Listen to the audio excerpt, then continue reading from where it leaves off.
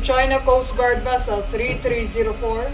This is Philippine Coast Guard Vessel BRP Teresa Magbanwa MRRB 9701.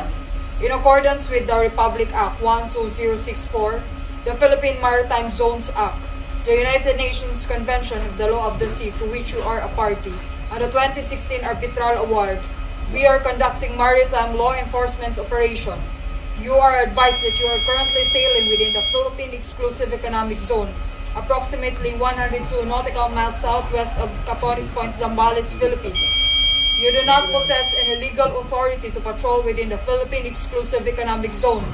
You are directed to depart immediately and notify us of your intentions. Your illegal activity will be reported to higher authorities. Over.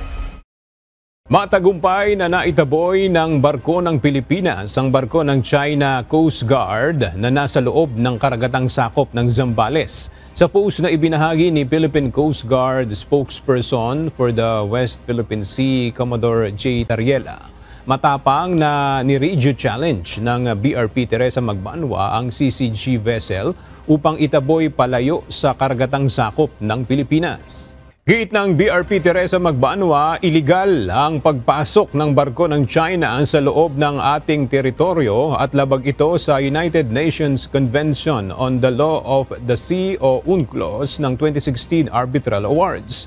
Bukod sa naitaboy na China vessel, 3 pang barko ng China ang minomonitor ng PCG sa lugar, kabilang na ang tinaguriang monster ship.